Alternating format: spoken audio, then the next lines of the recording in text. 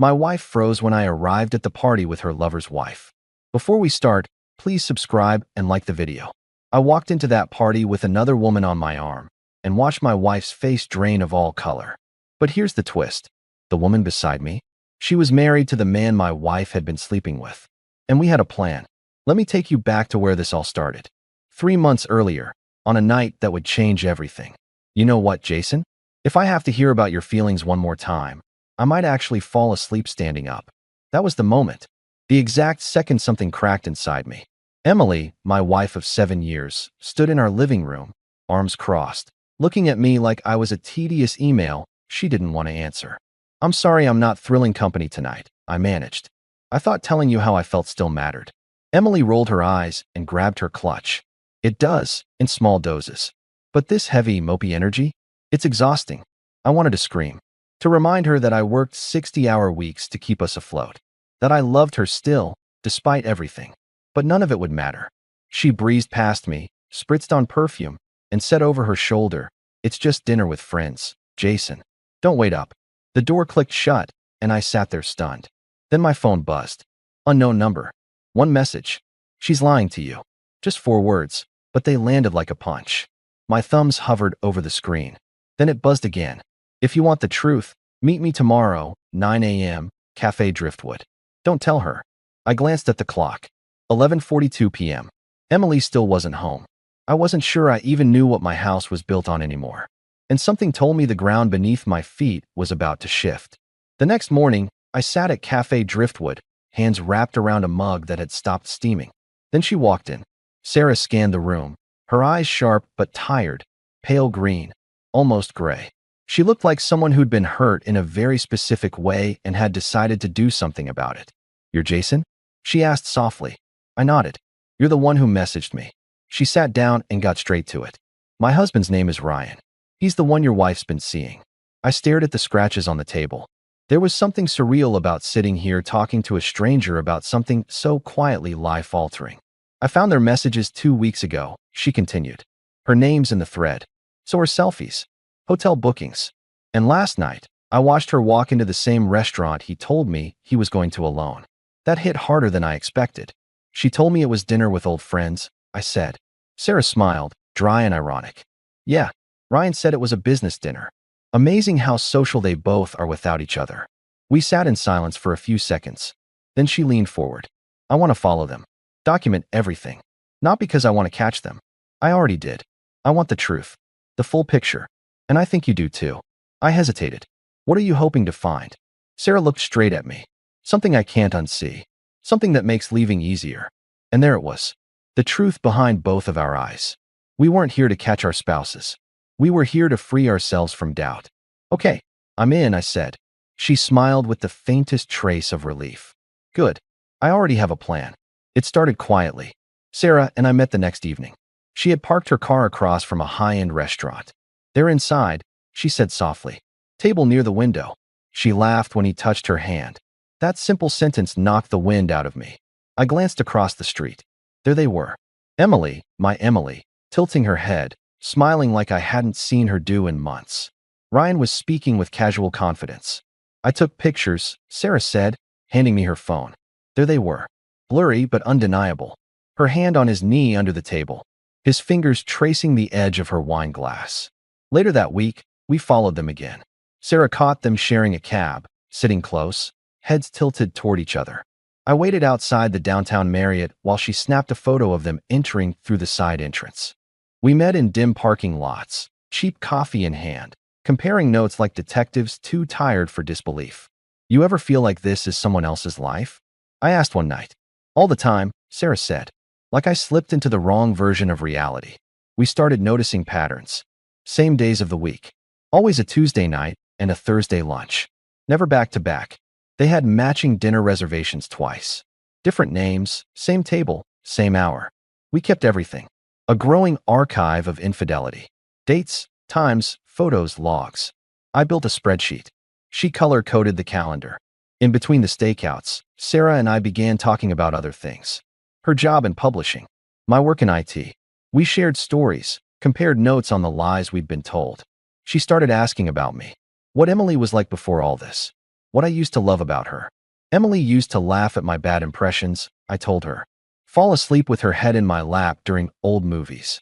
Insist on dancing with me in the kitchen when it rained. Sarah smiled. Sounds like she was once a real person. She was, I said. Or maybe I was just blind. One evening changed everything. We were watching what I thought was Emily's workplace. She'd said she worked for an arts nonprofit for 6 months. A fresh start, she'd called it. Something meaningful. We watched people file out of the glass doors. Men in sport coats, women with lanyards. But no sign of Emily. Sarah leaned forward. That's weird. She said she was staying late. If she's inside, why is everyone leaving? Then Sarah pulled out something unexpected. A printed company directory. I called yesterday, she said. Asked for an org chart. She flipped the pages and pointed to a list. That's everyone in development. No Emily Horn. No variation of it either. My fingers went cold. So where the hell has she been going every day? Sarah shook her head. I think we've both been looking through the wrong window. She staged a job, I murmured. For 6 months. But why would she do that? Sarah asked quietly. It's not just about hiding an affair. This is bigger.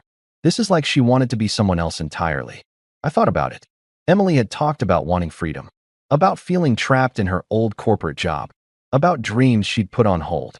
Maybe this wasn't just about Ryan. Maybe it was about creating a life where she could be whoever she wanted.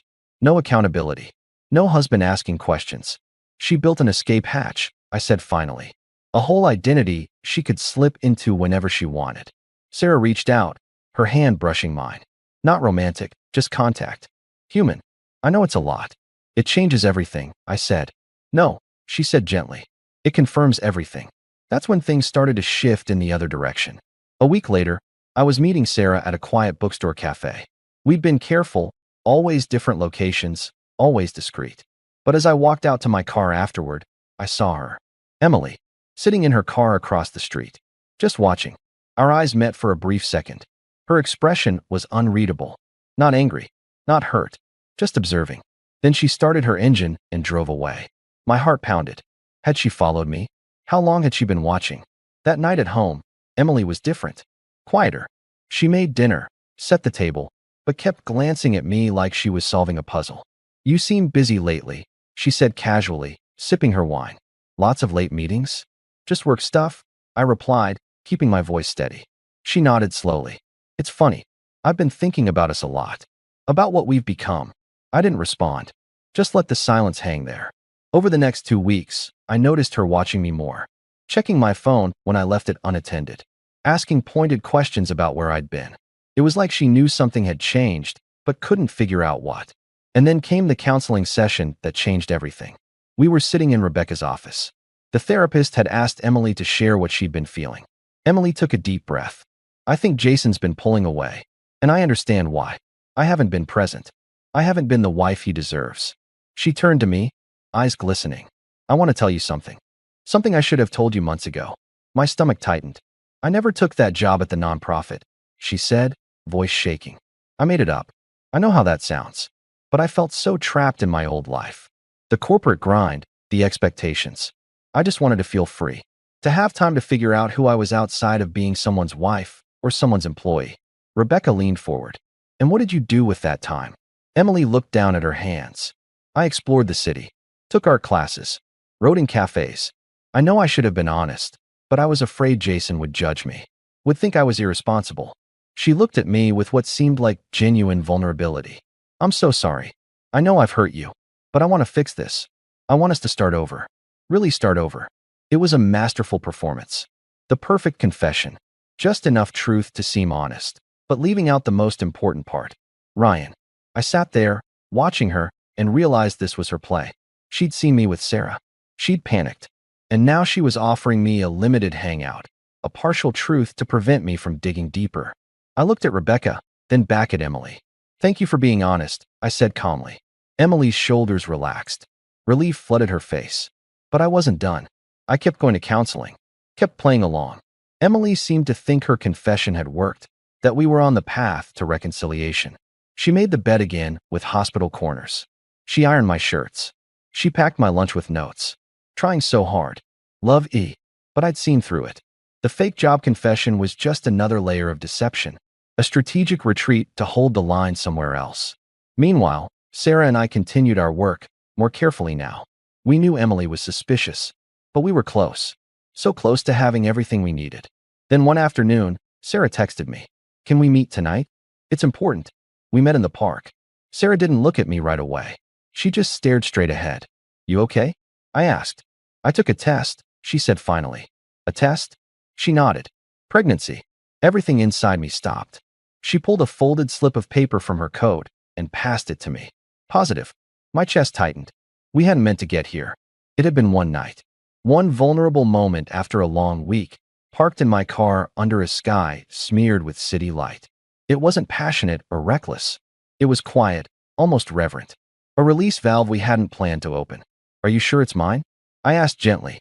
I haven't been with Ryan in weeks, she said softly. I've been sleeping at my sister's place. He doesn't even notice. I don't know what to say, I admitted. You don't have to say anything, she whispered. This doesn't change your plan. I'm not walking away, I said after a long pause. Sarah looked at me then, really looked. Jason, you don't have to. I'm not walking away, I repeated. The final counseling session was different. Emily had prepared something. I could tell by the way she sat, hands folded, like she was about to deliver a speech. Rebecca asked how we were both feeling about our progress. Emily spoke first. I've been doing a lot of thinking. About us. About what I want. And I realize now that maybe we've both changed too much. Maybe we want different things. I stayed quiet, letting her continue. I think, she said carefully, that maybe we should consider a separation. Just for a while. To give each other space. It was brilliant, really. Make it seem like her idea. Control the narrative. Leave before being left. I looked at her calmly. You're right. She blinked, surprised. I am. Yeah, I said. I think we should separate. Permanently. Her face went pale. Jason, I didn't mean permanent. I meant just. I reached into my bag and pulled out a folder. Set it on the table between us. These are divorce papers. They're ready to file. I just need your signature. Emily stared at the folder like it was a snake. What? No. We were making progress. I confessed. I was honest. You confessed to a fake job, I said evenly. But you left out Ryan. The hotel rooms. The Tuesday dinners. The Thursday lunches. All of it. Her mouth opened, but no sound came out. I stood up. I'm done, Emily. With the lies. With the performance. With all of it. I walked out of that office and didn't look back. The party was 2 weeks later. Emily's colleague's house. She'd invited me weeks ago, back when she still thought she could fix things. I confirmed I was coming. Just didn't mention I wouldn't be alone. I arrived 20 minutes late. Deliberately so. Emily's voice was already floating through the open windows, lilting and practiced. Pretending everything was fine. The driveway was full. Fairy lights overhead. Cocktail napkins with printed puns. Laughter rising in safe intervals. And then we walked in. Sarah by my side. She wore a soft green dress. Nothing loud, but it suited her. Calm, poised. Heads turned immediately. I scanned the room and found her. Emily, frozen mid-laugh, seated beside Ryan. For a moment, no one spoke. The air shifted, heavy with the weight of something happening. Emily rose slowly, her eyes locking on Sarah, then on me. Jason, she said, voice cracking. I gave her the kind of smile I might offer a stranger. Sorry we're late. Traffic. I stepped forward, reached into my blazer, and pulled out a manila envelope. Laid it on the center table.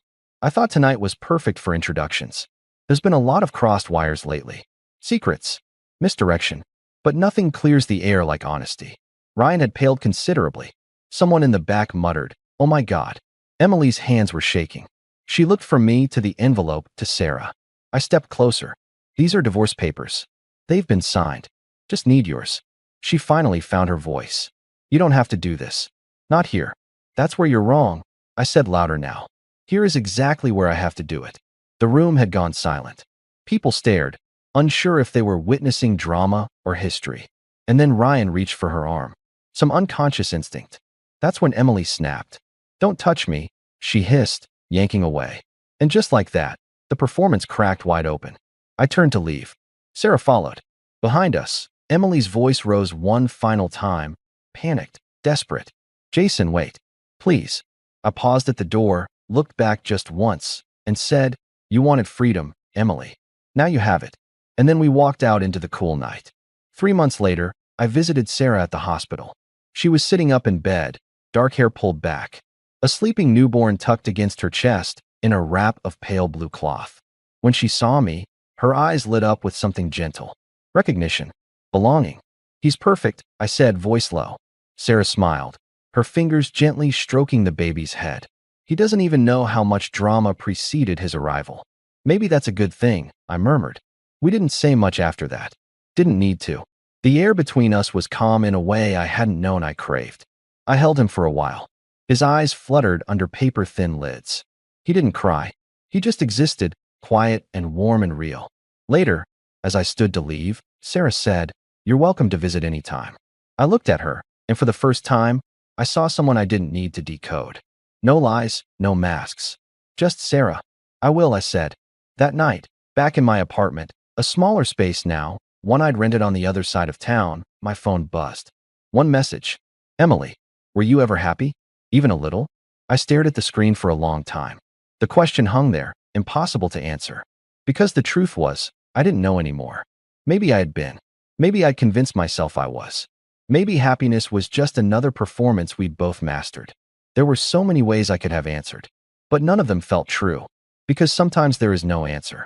Sometimes the question itself is the problem. I powered the phone off. Outside, the wind shifted direction, scattering petals from a tree I couldn't see but could feel. And I thought, not for the first time, we never know the exact moment something ends. But maybe that's okay. Maybe the ending doesn't matter as much as what comes after.